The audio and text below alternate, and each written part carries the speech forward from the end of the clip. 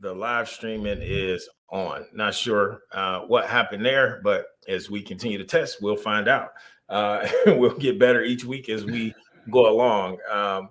We noticed that this happened the same time last week where the internet went out and then came back up. So I don't know if it's somebody out there in the Comcast world that don't like us, but hey, we're your friends. Don't disconnect us. We did a speed test beforehand, so we know that the key thing in streaming is test, test, test, and we definitely did that. So not sure what happened or why I went offline, but we're going to keep on keeping on and keep on moving through the process of live streaming and bring you guys great content. So anyway, we do want to dive into some of the stuff that we talked about on last week, and then just sort of talk about live streaming fundamentals and just some basic things, right, that you can do in terms of live streaming to make your workflow and your production good. The one thing is if you do lose internet connection, don't panic. Don't be like, oh man, most definitely the sky's falling. Just troubleshoot, take a look at what's happening, and then get back on. We know that some things are more mission critical than others, and that comes into like the type of equipment and things like that you use, what you use for redundancy, all the way down to the CDN usage and those kind of things. So, and we'll get deeper as we talk about that, because we'll have guests on that will highlight and talk about specific things on the high level side of the streaming aspect. But we want to keep things simple and make sure that we're speaking to all audiences on all levels. But anyway, Darnell, I've used at least 1,000 words so far, but let's hey, no problem. We were saying before the internet, one of the key things I tell people is the internet. Your internet is your best friend, or it can be your net best friend. It's your worst enemy. Yeah. What we have here in our home, ironically, is we have a really good internet, and we have Comcast. We have AT&T fiber, which has pretty much been our most stable internet that I've ever had. And when we had a power outage, that was the only thing that worked. So I was able to enjoy. I had my generator running, and I was able to watch all my movies just like anything else. However, your internet is very important, but just don't panic. Just figure out, okay, what's wrong, especially if you're using streaming software. You may want to cut the bit rate down. You may want to know how many people are on your net internet. So it's not that big of a problem. Just don't panic. I've gotten a lot of calls on that. Hey, I'm getting a yellow light on the streaming. Okay, we'll cut your bit rate down to keep it moving. And I know we were also talking about the setup, how I'm now in our studio. I'm in here probably for a couple weeks, and I'll be back downstairs for a week or two as our contractors get ready to come in, do some maintenance up here that we discovered after we got everything set up. We're like, yeah, we got to take care of that. However, like last week, we were talking about some of the things. I'm reading our notes here. We went through a lot last week. So my best suggestion is take a look at the last episode that we did and go from there. So let's go into, I guess we can go ahead and get started on what we're going to talk about today. Yeah, absolutely. And so we're going to take a little dive into some of the proprietary solutions that we talked about. And before we talked a little bit about the integrations with vMix and the countdown timer and all of those things, vAutomator and some of those things on the tool side of the house. And so this is the software aspects that's designed to help make your stream a little bit more engaging. So whether you're a one-man band and you're doing it yourself, or whether you are, a full-fledged production team, we have solutions that work on both sides, but keeping it simple. So like last week, we talked a little bit about using your Stream Deck. I don't think we got into X keys last week. And I don't even have that up. Unfortunately, I don't have the X key switcher up here. I would need to take a picture of that. And so, but these are different things that you can, use to streamline your approach to streaming. You can basically have what I call one-punch solutions. You punch a button and it does everything that you need it to do. Yes. With that. And so, Darnell, let's talk a little bit about that. We're both bringing our feed in through vMix. So as we are, you can, kind of talk a little bit about the benefit of doing that. And as we're using a web RTC platform, which kind of monitors the internet a little bit differently. So like, in my opinion, when you're using WebRTC, such as what we're doing now, and I've seen this on pretty much every platform. Of course, this is ours. But one of the things that I noticed is that your resolution fluctuates with the internet speed over your browser, which is slightly different than when you're coming directly through a software, whether it's a hardware software or a hardware encoder, I should say, or a software that's on a dedicated machine that you've downloaded, such as a vMix or OBS. So speak a little bit to that in terms of your setup today, and you mentioned being upstairs. So what's the shift and what changes in the studio that you have today to make your workflow a little bit more seamless in using vMix? Well, of course, we did talk about the. Let me see if I can pull this up without making a big old mess here.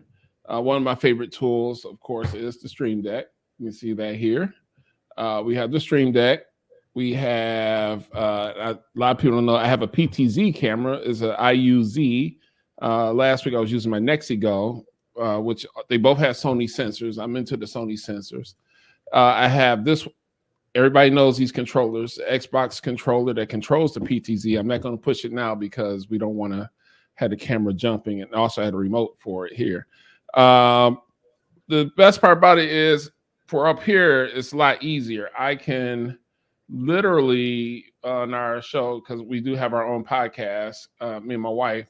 So behind me here, I have on vMix, which is so powerful. Great about vMix is you have to have, I'll tell you this, vMix, the H4K and up has a lot of features that really makes your workflow much easier. So if I needed to switch shows all of a sudden to another logo, I just click that button, and I have several outputs set up, and I can go between whichever podcast that we're doing, and I can go back and forth. So it's always good. I can control the monitor in front of me. Like when me and my wife go live, we have a window of countdown. Sometimes she wants to look at the camera. On that monitor, I can switch it to our camera feed so we can see exactly how we're doing it. And our Stream Deck does a lot of control too. It turns off and on our mics. So your workflow is so important when you're doing podcasting on a higher level. You want to make sure that you have total control of, you don't want to have hot mics. There's nothing beats a hot mic. Hot mic. Yeah. And with our automator, we use, like I said last, we use vScheduler, which is the same system that we use for our for B2 TV, soon to be renamed. We'll announce that later. And what we discovered with that is that it always has going to the camera. So we took and put our audio input, it goes to input one when it starts records and streams. So I put our audio device there so that when it switches, me and my wife aren't caught on camera. So for this week, we have that set up. Like I said, we're going to be up. I know sometime in May, you'll have 1 week where I'm back downstairs and it's a different setup down there.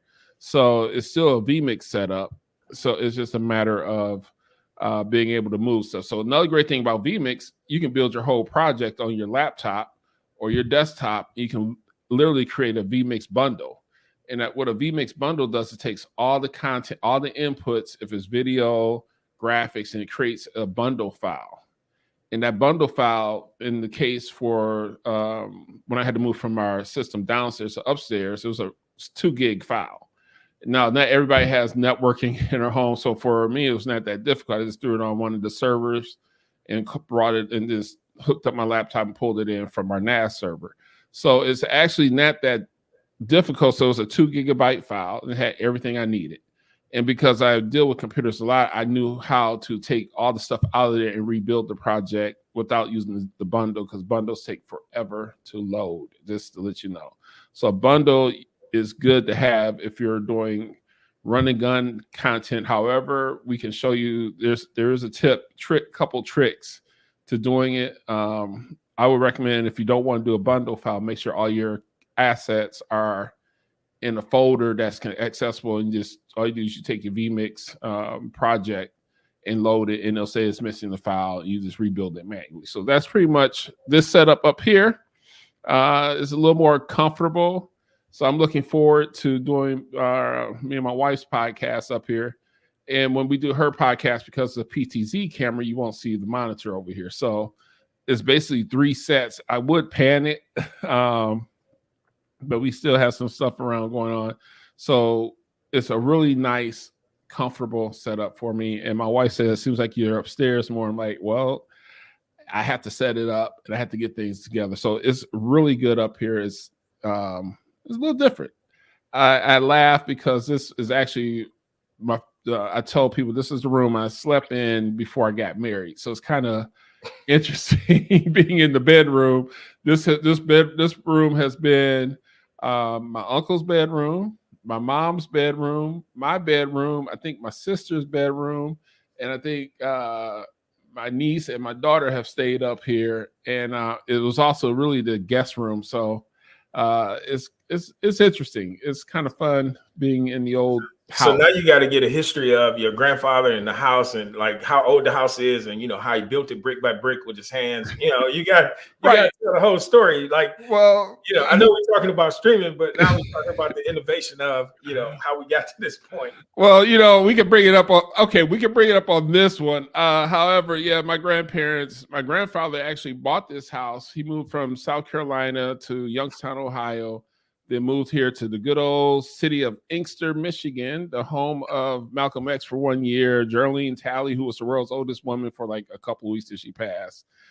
So he had this house built along with his brother who was down the street, and he just modified it. So this home is a little bit more on this block. I think we are, because he has a dormer on it, so it's additional room on it. It's a nice little home, and he did some work on it, and like I said before we went live, we have a contractor coming in to repair the floor, because they did stuff back then that today you're like, we don't want to have a particle board base floor today. Yes.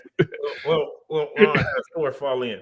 So as we're talking about that with the setup of the studio and streaming, one of the things that I thought about too was the remote setup. So like you talked about doing bundles and saving those bundles. I love having presets. So for those of you who may have clients that you are streaming with, or maybe they're coming into your studio, or maybe you go on site, one of the things that vMix allows you to do is to set up presets for each different type of workflow that you have.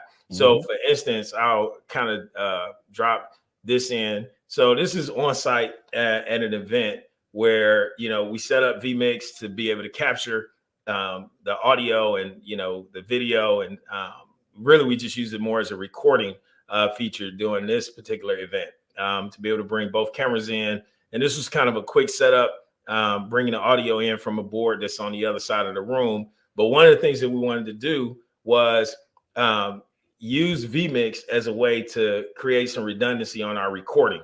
One of the things that you can do is you can record multiple cameras using the multicorder. And so that was one of the things that we did at this particular event.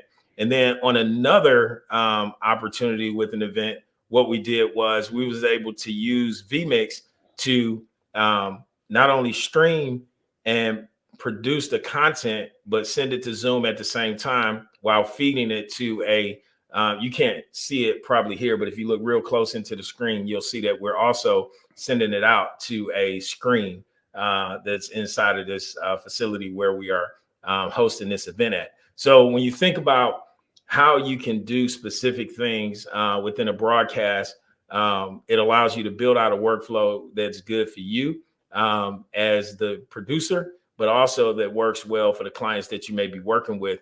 And these are the things that we have done for years. So whether we're, live on site, or if we're training or coaching somebody on how to do these specific things and integrate within other platforms. And then at the same time, using our platform to distribute that content out amongst all of the other platforms. So that's just a couple visual images of some of the things that we have put together and some of the events that we run. And when we get a little bit more into some of our content while we're doing these podcasts, we'll do a behind the scenes here in the studio as well, and walk you through our setup. And because we have different areas within the studio that we produce content from. And so that'll give you an inside look on how we're producing content on site for some of the clients that we work with all the time. And then because we do podcasts and stuff like that.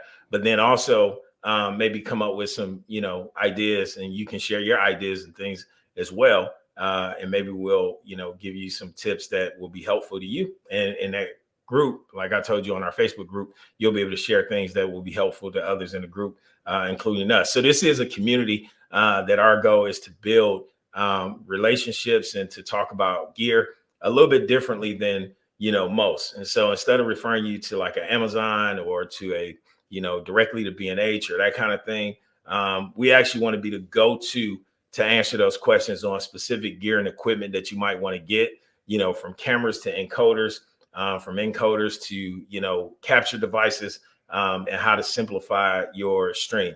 I believe that you should be able to have a one box hookup where basically you can get one box and go, and you can stream anywhere and hook up and do anything.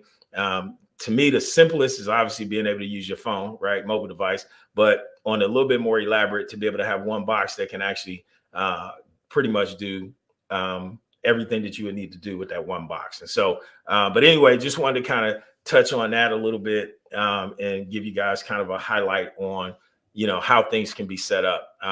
And I know one of the guests that I plan to have on is from Coca-Cola to talk about how we set up their studio and got them rolling for their training and stuff like that, and the tools that we used, because there's some very unique things that we did using the Canon PTZ cameras that really took it to another level. We had to hang one upside down and put it on a slider. And so we thought that was like a really cool feature, because to my knowledge, I don't think it's ever been done that way before. Anyway, so just a high level overview on that. But I'll turn it back over to Darnell, and then we'll talk a little bit about some AI integration stuff that we had talked about a little bit last week as well. Yes. And also one of the things I want to bring up is you did show the computers. Now, in his setup, he's using the Acer Nitro, and for this production, I'm using the Acer Predator, which is an older machine. However, it's gamer class. I do recommend gamer class computers for several reasons, or a robust computer to handle certain high level streaming. Now, for something basic, you can use a lower level. However, for the best part, you want to use a nice gamer class laptop for your running gun field setup. That's pretty much what we do here. I have, for our other one, we have another computer, which is gamer class that we were using last week. So for up here, and also another thing I do recommend, this is from a gentleman who does a lot of IT work. He recommends that you change, you can make a computer last a long time. This Predator, I believe, is 7 years old. And I just had its first, it's called jokingly an oil change, basically changing the thermal paste on the laptop. And he ran it through tests and had it done, tested, looked at the temperatures, and he said everything was within spec. So you do need to keep your laptops cleaned. So if you have a laptop you carry out a lot or leave on a lot, I recommend going to a professional. Don't take your laptop apart. Once it gets out of warranty, don't take it apart. It's a pain. Me and Mike took this one apart. It wasn't that a fun thing because the screen had went out. However, maintain your computers. If you don't maintain your computers, you will also have problems. So if you have a computer that's on constantly, find somebody who knows what they're doing. And now a lot of guys don't know that you have to change your thermal paste. They think, okay, it's done. If you're in the Detroit area, I know someone who does it, and he actually does it all over the state. He can do it. So find somebody you can trust that can do maintenance on your systems. Every 2 years, you want to have that thermal paste changed, and you want to make sure that it's dusted, make sure your computer's cleaned. So you do have to clean your computer, and you'll have a lot of life out of it. So I've extended, he says, I probably get another 2 to 3 years out of this one, just doing those basic maintenance tips. And it's not only for your streaming computer, any computer you own. Get it cleaned. I know we were talking about streaming. Get it cleaned and maintained constantly. So computers are not inexpensive as they're getting more and more technical as AI is going into there. As we're segueing into the AI world, AI chips or processing chips are now going into your computers.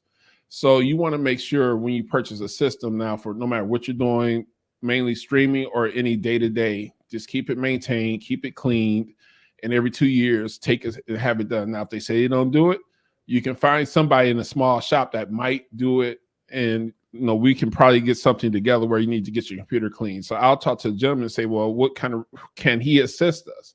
Because we know people are going to say, well, I live in Alabama, I live in California, I don't have anyone here that I want to get my computer clean. You do need to get your equipment clean, and also your gear. Make sure your gear is always taken care of. Make sure your lenses are clean. They have special cloths. I use this to clean my monitors, but they have better microfiber cloths. My monitors, yeah, he had Mike he's showing his. These microfibers keep your stuff clean. Now this one here, I pretty much wouldn't put on my lens. I would actually get a different one.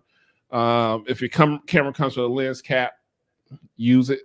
It'll keep it nice. And if it doesn't, buy one, because you definitely should keep your lenses free of debris and things like that. Right. And so what we want to do is, when it comes down to it, when it comes to streaming, is more to streaming to just turning on the camera and saying, okay, I'm gonna start streaming now. It's to do it the right way. I follow a lot of YouTubers, a lot of people who are on Facebook, a lot of content creators, and you want everything to look as clean as possible. Your set, you want a certain look, you want everything to look right, and you want a nice image to present to the people. You don't want to be looking all stuffy. Like when we were in the downstairs, it was mainly a meeting area, and I felt kind of boxed in. Up here, I don't feel as boxed in, and it's a lot more peaceful up here. And people might not realize how big you are on online, but tell them how tall you are. I am 6'7" and overweight. Oh my goodness! I am a big guy. Yeah. So now people don't realize our other podcast that me and my wife does, it's also on the platform. So people that's the reason why I had no problem showing the logo. It's on the platform too. And so you can, if you're on Cloud Live, you can go to Garrison House Podcast. So you can see the difference, the height between me and my wife. So yeah, there is a height differential. I am a tall guy. Yeah, and so I say that because when he says I feel boxed in, Darnell's not a little dude, so he'll feel boxed in crowd, in a space that's pretty open. Standing next to him, man, 6'7", I'm 6'1". And in your mind, you don't think that that's a big distance, but man, I have to still look up to him. So it's a pleasure to look up to a guy with so much knowledge and so much information. We hadn't even scratched the surface, man, on some of the stuff that we are excited about sharing. See, initially when we looked at launching this podcast, one of the things that we were going to do was going to pre-record, and then we was going to, do all this stuff, put everything together, package it, and put it out. But then we started thinking about it. One of the things that we're talking about at the core is live streaming. And so when you live, you live. And so what you say, what you do, how your setup works, and all of those things in real time are the things that really make the difference. And so that's why we wanted to talk a little bit about that. One of the things that we touched on last week as we had got into the, what was it? We talked a little bit about the AI component of things. And so with that, as we talked about AI, I don't think I actually took time to share the website. And so I'll share my screen a little bit, and just some of you may want to go over to www.cloudlive.tv. This is where you can learn a little bit more about our all-in-one platform, where you can upload and organize your content, or you can, create on-demand content, playlists, different things like that. You can monetize your content within our platform as well. And as you can see today, we're demonstrating our restreaming capability using the WebRTC component of our platform. So this is beyond using an encoder. So if you don't have a custom machine, but you have a camera and a capture card, and you say, hey, I want to go live, all you have to do is log on to your account, and then you can go live there, and you can send it to all the different platforms. Now, one of the key things about that is you can also grab an embed code that you can put on your website. With a lot of other restreaming platforms, while they offer the restreaming capability, what they don't offer is the opportunity for you to put the content on your direct website. So why is that important? Because let's just say, for instance, you get a copyright strike, right? And now you're live on Facebook, but nobody can hear you. and all of a sudden people are saying, hey, I can't hear you anymore. What are you saying? You could just drop a link in and say, hey, just go ahead and pop on over here, because you'll be able to hear us on our own platform where there is no restriction to what we say. Also, same thing with YouTube. And it doesn't necessarily have to be because you're saying something that somebody doesn't agree with. It could just simply be that you use music. And you may actually have copyright music for some. With churches, you might have the CCLI licensing, but it's not recognized by Facebook. So, and by the time you figure that out and you get unblocked, your broadcast is probably over, and people have missed out on your content. So it's always good to be able to have a live stream that can go directly to your platform. You're also recording directly to the platform as well. One of the things that people don't know and realize is when you record your live stream on Facebook, not so much on YouTube, but on Facebook, it will degrade it down. So if you're streaming in 1080, you won't be able to download it in 1080 if you ever needed to recover that file. It's only going to allow you to recover it in 720. Then it takes away some of the quality. And if you're putting out high quality content, and you need to, grab the file or something like that because you forgot to record it to your hard drive, which happens more often than you would think. And that goes into part of your workflow.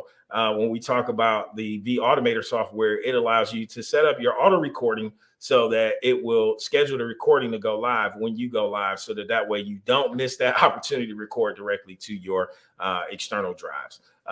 But these are the features as we look at, the AI powered video repurposing so that you can get social clips. One of the things that we'll be rolling out next month is the ability not only for you to get the shorts, the reels, and the shorts, reels, and I guess that's it, right? That's it. Yeah. Shorts, so reels. Between the shorts and reels, not only will you have the ability to be able to take those directly from your live content, for those of you who are live streamers, you'll actually be able to publish it to your YouTube, Facebook, Instagram account directly from our Cloud Live platform. So literally you can go from live to shorts to reels and publishing directly to the platform. So that way you don't have to log into any place else, upload any content, or do anything else. We want to make this as seamless as possible for you to be able to do. And then the other thing is being able to stream from your mobile device. You access your account through a QR code. Once you do, it gives you the ability to scan that QR code, download the app from the App Store, and it'll open up directly to your account where you'll be able to live stream to all of your platforms right from your mobile device, giving you the ability to go live whenever you want.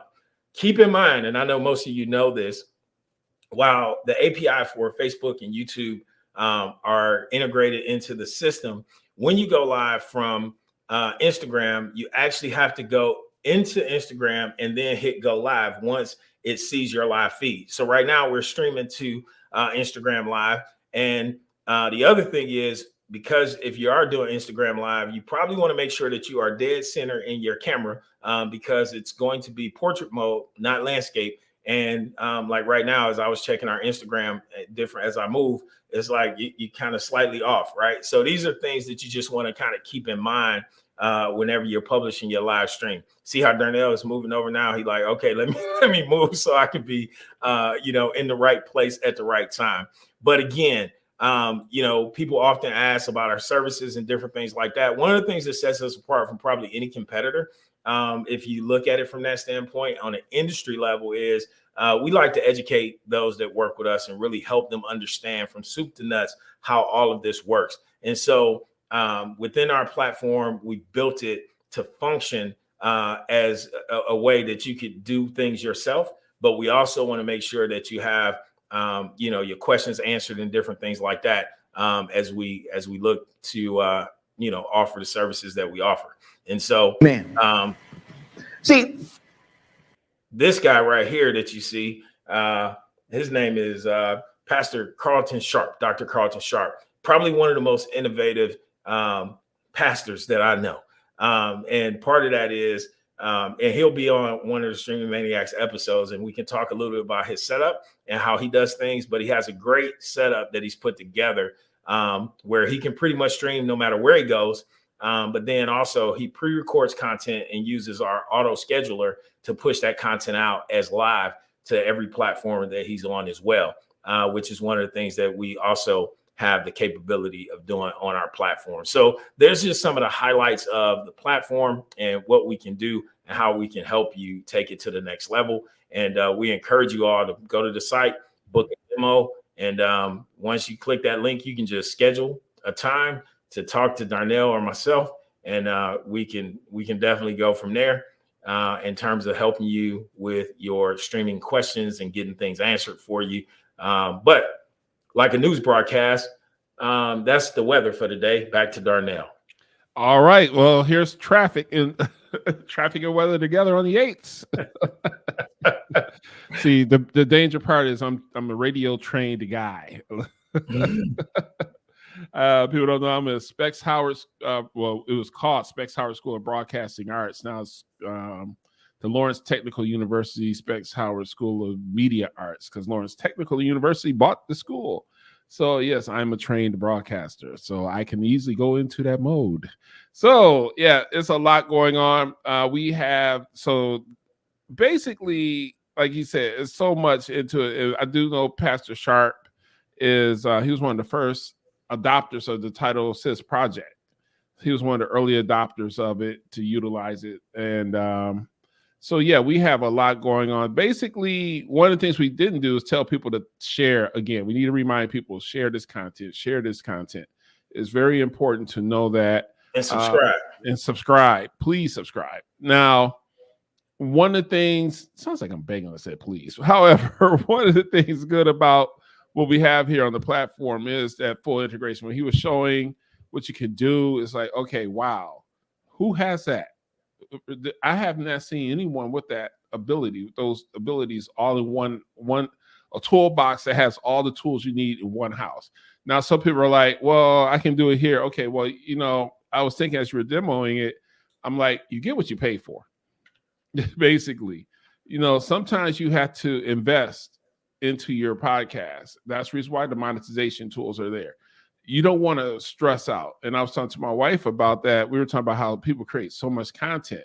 You literally, if you're a content creator, you literally have to almost hire. You actually do. Once you get to about 500,000 subscribers, you're into monetization, you're into merchandise. Now you have to hire a staff. It's no longer the one-man show. And so now you have to give people access to all your accounts. It's good to have one place where everything goes to restreams. And I see a lot of content creators who only send to one platform. They get banned, they get strikes, and nobody knows how to get there gone. So you do get what you pay for. So my recommendation is get a platform that does your restreaming for you. As Michael said, you get the link, you set up your web page, and if something happens, you can always say, hey, go to my page. You can, there's so many great website developers that can set up your site to look like a subscriber base where people have to subscribe to your page if you're concerned about that, because we do get the questions.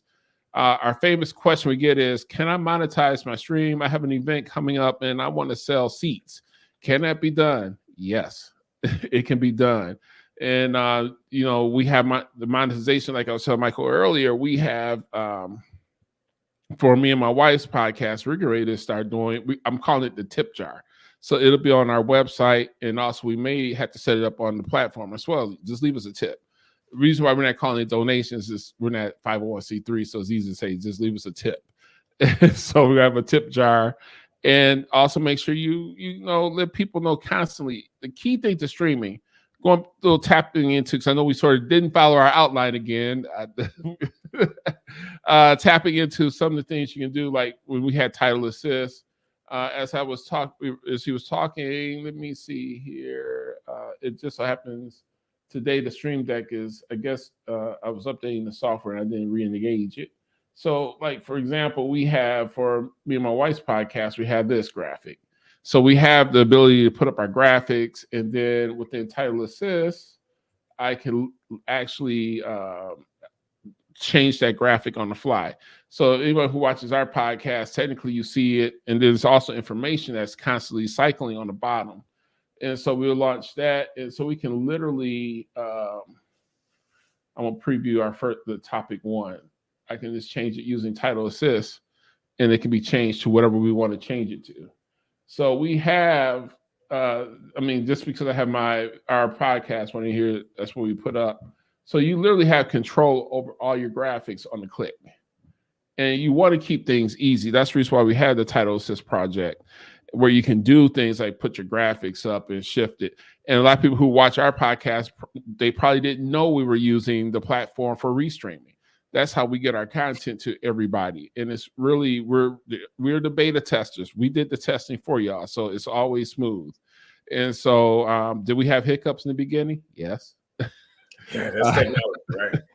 And it's a platform that's worth getting things going. And that's the reason why I'm always saying, you know, who you use for your platform. And even though there's another service that, you know, we're aware of that does it the same thing, does handling restream. What I like about this one is I don't have to go into the backside of YouTube and make sure I have it in standby mode, ready to go. And you do have some platforms you literally have to be logged into the YouTube studio to go live. This one, I don't have to do that. I love that. I love that feature. It's basically I stream. I look on my phone. I have my trusty iPad here. I'm looking at the backside, what's going on. I can see if it's streaming. And then I have my phone. I'm sharing. So with my iPad, I use it to pretty much monitor what's going on the backside of the platform where we're streaming. So it's worth looking into their scheduling that appointment to have that nice talk and get a demo. And so you already see what's going on with this here current one, which is the newer addition to the system where we're doing meetings. So you see you had the same abilities as another major platform, and it's something that's good to do. So don't be afraid to try something new. Just get in here and take a look at what's going on. Go to the site, look at the content. You saw B2 TV on there. Take a look at the content and enjoy it. I guess we need to. I'm gonna drop the calendar link in the chat on Facebook for anybody that might want to schedule time to talk and go from there. But go ahead. I'm sorry. All right. Yeah. So yeah, that's important. I'm trying to see. I'm not sure if we have anybody asking questions. I know we have because we're trying to be mindful of time because we all are busy people, and I know we're saying lunch break. So if you have any questions, just let us know right now in the chat. We'd love to hear your read your questions, leave that in. I guess we've gone pretty much through we did quite a bit on I'm looking at our list. Yeah, I think we did pretty good. Also, yeah, if you have any questions and if you don't get them answered live, definitely we want to make sure that we answer them so you can, post a comment later and we can always answer it there. Again, you want to join our Streaming Maniacs group as well on Facebook. And you want to follow us on Facebook. And then also you'll follow us at Above the Cloud Media Marketing, because Above the Cloud Media Marketing is the parent company to all of what it is that you see that we're doing here and all the technology that we're bringing. So even for your media marketing production needs, you can reach out to us and we can guide you along in that process. But man, it's definitely been a great day of testing and putting things out and running through some of the things. I really love the Title Assist and look forward to going even more in depth within the Title Assist platform. Next week, we will be live right here at 12. And our goal is to go from 12 to 12:30. And right now it's 12:47. Right. So, you guys got 17 extra minutes of information. And so now you guys know everything about Darnell's house except for his address, which we won't give out. It's P.O. Box 1827, Garden City. Okay. There you go. That's my home address, or 140 Merriman Road. Unit 1827. Send all donations, if you will. Everybody needs a new floor, please. There you go. Send all tips for the studio. But man, it's great. Our goal is to make this fun, exciting. We know not everybody, makes technology fun. But that's why we call Streaming Maniacs. We want to make it simple, easy to understand. Like here, we don't have any secrets. We're not trying to hold back information. A lot of times you'll have people that try to make it sound like it's more than what it is. It is what it is. And how complex and how simple it is really depends on your specific use case. Trust me, we've seen not all of it, but we've seen quite a bit of it. I won't say we've seen it all because there's still more to see, but I can tell you that we have seen quite a bit on every industry level of streaming that you can possibly think of. And I'm telling you, it only gets better. That's why I'm excited about this particular tool that we're using. It doesn't put as much stress on your computer necessarily. However, you do need to make sure that you have the right bandwidth, and depending on how much stuff that you're pulling into your stream when you're using your browser, because it will leverage the internet connection a little bit different than when you're using the encoding software. So there it is. And perhaps what we'll do maybe in week 4 is we'll stream directly from vMix using vMix Call, and then we'll get an opportunity to show you a little bit of difference between what it looks like using the Cloud Live platform directly from your browser versus using the vMix software and using the vMix Call. We'll do it in week 4. And then what I'll do is hopefully I'll remember to bring up my Android, and I'll bring in the NDI camera, and then we'll feed the NDI camera into my studio's laptop. And then how we're talking about what we have. Maybe I'll give an actual behind the scenes using the NDI camera to show how you can even use a cell phone. Now, it works, like I said last week, it works great on Android. So we have NDI camera for that. I believe I have it here too, but it works better on my Android. Yeah, and I'll also have a couple extra things, and we will work on having a actual proper intro for you in May, and we'll have a proper closeout for you as well. But for now, we are the Streaming Maniacs. It's Michael and Darnell. We're coming live from Atlanta, Georgia. Actually, Powder Springs, Georgia is where our office is located at, and Inkster, Michigan. And so we are very thankful for all that have joined us today. Darnell, do you have any closing remarks or any thing that you want to share before we hit that stop button? Basically, this is pretty much. I might as well do it now. Wait. Oh, look, there he is. Look at that. He's showing this is the Apple version, so it's not full screen. So you can see my little messiness here. However, this is what you can do. So that's my closing thing, is just showing some of the technologies that's out here. Why wait till next week? Show you now. Yeah, I was now I want to do the same thing. Hey, while Michael's talking, let me go ahead and bring up this NDI feed and kind of show how we can do this thing, man. So yeah, that's how easy it was. And this, I mean, like I said, the iPhone one is not no, it doesn't fit the aspect of our studio. Yeah. However, you saw that was quick. I just pulled it up on my phone. Boom. I have a lot of NDI tools. We can go into the NDI tools as well, like Top Director is one of the ones I use on my iPhone to monitor every stream that's in this house. There's a lot of NDI. This house is full of NDI. Man, you know what? Let me see if I can make this happen real quick. I want to close the clip out, close the show out with a video if I can. I literally just recorded this in the parking lot, but it'd be a cool way to close it out because it's a bit of technology. Let me see if I can, if it's in the iCloud already, then I should be able to get it. Let's see. Yeah, we have fun with the technology. You use your technology, and that's just showing you just a little bit of the power of using vMix. Those who don't know, vMix was very strong at the NAB this past NAB. So the word is out here now about vMix at a higher level. They moved up to a higher level.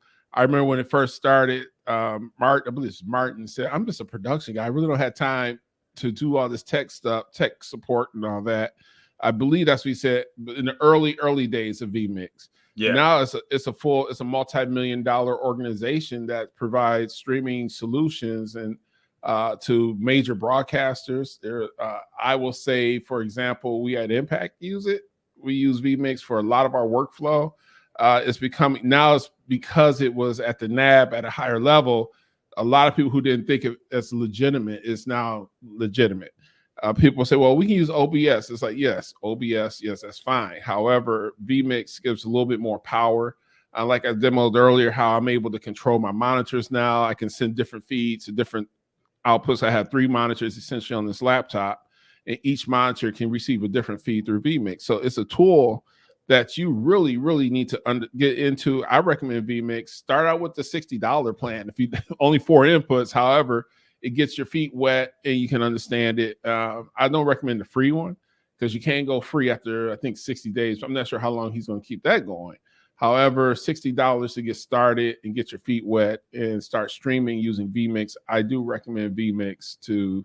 That's one of the main tools that I recommend. And then for your restream, Cloud Live, and using the tools of Cloud Live, that will really get you going. And if you are a church, we have our Light and Truth platform, which is similar to the Cloud Live platform, but where we house all of the faith content, and we have some specific things that we do there, slightly different. Technology is the same, but on the support side and those things typically is a little bit different as it relates to the church and just serving the church as a whole when it comes to things like that. And man, yeah, it didn't download there. But wait, let me see. I think I was able to back my way into this video a different way. A little bit. The next tool is developing a tool that will allow us to go straight from our phone to the platform. There you go. Let me see. I think I got it. Let's see. All right. This is cool. And we'll close out the show with this as soon as I get it. I'm almost there, everybody. Thanks for hanging on. Well, see, I can always put a music video on that I own the rights to. Oh, speaking of music videos, I had, he was talking earlier about getting your video muted. We actually, for our podcast, every week, I'm constantly fighting, saying, hey, Facebook, we own the rights to the music because we're in a part of a stock library. And we do have permission and license. So you will go through that a lot with Facebook in particular. YouTube pretty much has the license on file with some of these libraries. So it's okay because they know it. However, Facebook, you will have to consistently say, hey, I have rights to this music. I have rights to this music. The number one thing that I really tell people is they say, I do not own rights to this music. You're just telling Facebook, hey, okay. So you're giving them permission to block you. So if you're a part of a library, I use Envato as my library, and everything with them is licensed. And then music videos, the ones who will get you the most is Universal Music will take your stuff down on everything. Facebook. So we like gospel artists that are on UMG, you will find your video. I actually recently published a client's YouTube video and said, oh, that's right, they're UMG. They blocked the video totally. So you do need to, don't just share music videos on these platforms. They will take your videos down. It doesn't matter. Of course, this video won't play, man. It's crazy. Anyway, I'll have it ready for next week. So it's a Tesla. And the guy was doing this whole thing with it where it was basically the music, and as the music was playing, the lights came on, the doors came open. It does all these kind of cool things. So I thought that was cool. And if you saw the age of the guy who was doing this, you wouldn't think you wouldn't say that guy is standing in the parking lot doing that. And so I just happened to hear it, and I went out, and they were sort of at the end of it, but he did it again for me, and it was pretty cool. His name was Joe. So Joe, I know you're not watching, but thanks for serving our country. Anyway, same to you. Thank you. People don't know about you. Yeah, I know. We'll dive deep into our backgrounds and stuff, and where we come from, how I got involved in all of this technology. I was a communications guy in the Marine Corps. So, but hey, man, we've held you up long enough. It's 12:57. And I have a 1 o'clock meeting. So we got to go if we want to or not. But it's always great. It's been a pleasure. Darnell, thanks for being on. And as we continue to build this podcast, man, we just keep bringing people great content. So remember to like, share, and subscribe, comment. And we look forward to joining you right here next week at 12:01. All right. See y'all. All right. We out. We are out.